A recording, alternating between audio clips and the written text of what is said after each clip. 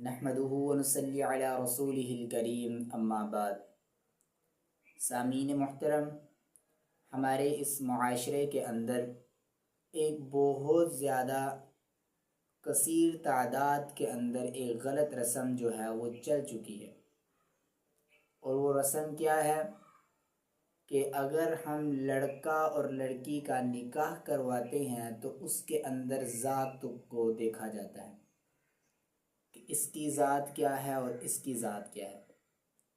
حالانکہ یہ قدیم زمانے کی جاہلانہ رسم و رواج ہے، اور جب اسلام نے عروج پکڑا تب یہ تمام رسم و رواج کا خاتمہ کر دیا گیا۔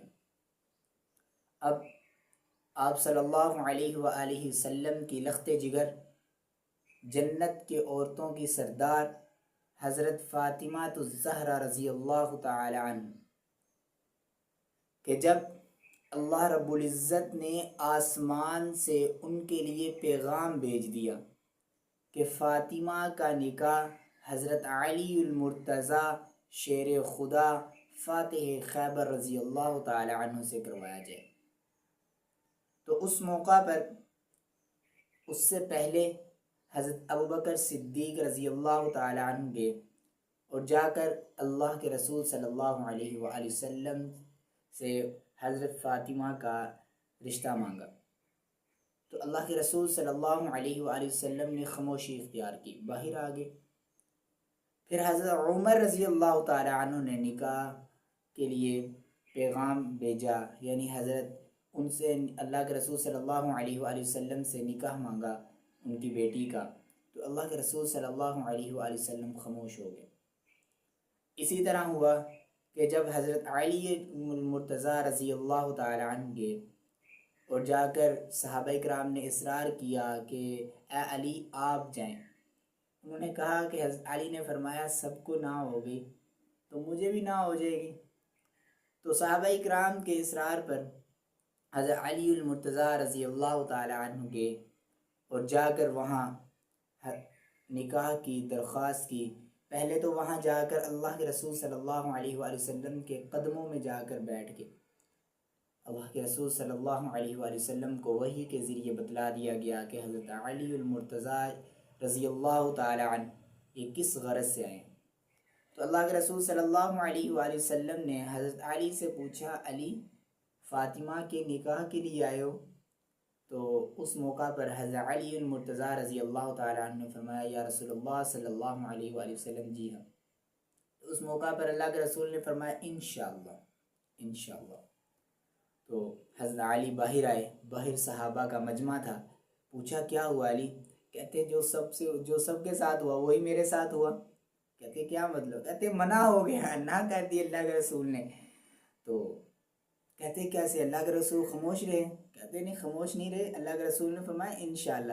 صحابہ نے فرمایا یار یہی تو ہاں کی علامت ہے، یہی تو اللہ کے رسول نے ہاں کر دی۔ حالانکہ اللہ رب العزت نے آسمان سے پیغام بھیج دیا، اللہ کے رسول صلی اللہ علیہ وسلم اپنے محبوب کو پیغام بھیج دیا کہ اپنی بیٹی کا نکاح علی سے کرواؤ، لیکن اللہ کے رسول صلی اللہ علیہ وسلم نے امت کو سکھلانے کے لیے یہ بتلایا کہ بھائی دیکھو اللہ کا حکم آ چکا ہے، لیکن پھر بھی کیا کر رہا ہوں؟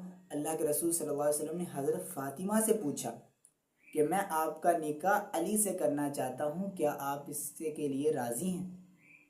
یہ امت کو سکھلایا جا رہا ہے، پیغام تو اللہ رب العزت نے بھیج دیا تھا، تو جب رضامندی ظاہر ہو گئی تو پھر حضرت فاطمہ کا نکاح حضرت علی المرتضیٰ رضی اللہ تعالی عنہ نے فرما دیا۔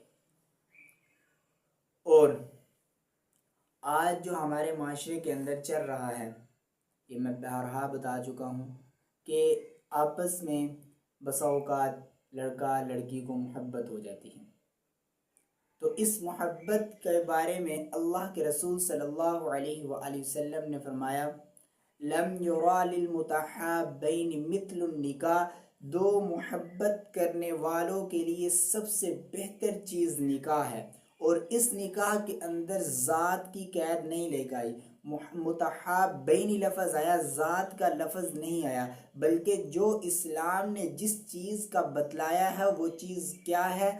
وہ چیز یہ ہے کہ اخلاق ایک جیسا ہو، دین ایک جیسا ہو، دین کے اعتبار سے برابر ہوں، ذات کی قید نہیں لگائی۔ جب اسلام نے عروج پکڑا تھا تو یہ تمام رسم و رواج جو تھے وہ ختم ہو چکے تھے، لیکن آج میں آپ کو بتلانا چاہتا ہوں کہ جب دو لڑکا اور لڑکی کا نکاح ہوتا ہے، دو خاندان آپس میں ملتے ہیں، لیکن میں اپنی رائے عرض کر رہا ہوں، میں اپنی رائے پیش کرتا ہوں، لیکن اگر دو قبیلے یعنی دو الگ الگ ذات کے لوگ جب اپنی بیٹی اور بیٹے کا نکاح کریں گے تب دو خاندان نہیں بلکہ دو قبیلے متحد ہوں گے، تو آپ بتائیں دو خاندان کا متحد ہونا زیادہ طاقتور ہوتا ہے یا دو قبیلوں کا متحد ہونا زیادہ طاقتور ہوتا ہے؟ تو لہٰذا نکاح کے لیے ہمارے معاشرے کے اندر ایک اور بات دیکھی جاتی ہے کہ لڑکے سے پوچھا جاتا ہے، لڑکی سے پوچھا نہیں جاتا۔ تو اللہ کے رسول صلی اللہ علیہ وآلہ وسلم نے اس چیز کو بھی واضح کر دیا کہ لڑکی سے پوچھا ہے، حضرت فاطمہ تو زہرا رضی اللہ تعالی عنہ سے پوچھا ہے۔ تو ہم لڑکیوں سے نہیں پوچھتے، اپنی بیٹیوں سے نہیں پوچھتے، اپنی بہنوں سے نہیں پوچھتے۔ اسلام نے اس چیز کی اجازت دی ہے، تم کس چیز کے بارے میں شرم کر رہے ہو؟ جس چیز کی اجازت اسلام نے دے دی تو ہم اس بات کو کھلم کھلا کریں گے۔ تو لہٰذا ہمیں اس حدیث پر عمل کرنا چاہیے۔ دو محبت کرنے والوں کے درمیان نکاح سے بہتر کچھ بھی نہیں۔ میں آپ کو ایک بات بتلا دوں کہ جب محبت ہوتی ہے تو اس میں ذات کا کوئی کانسیپٹ نہیں آتا، ذات نہیں دیکھی جاتی۔ کہ جب دل آپس میں مل جاتے ہیں، آنکھیں مل جاتی ہیں، تو پھر جو ہے وہ ذاتیں نہیں دیکھی جاتی۔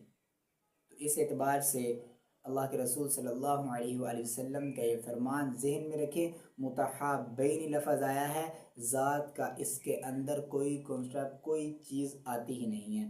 اللہ رب العزت سے دعا ہے اللہ رب العزت ہمیں سمجھ کی توفیق عطا فرمائے۔ وما علینا الا البلاغ۔ السلام علیکم۔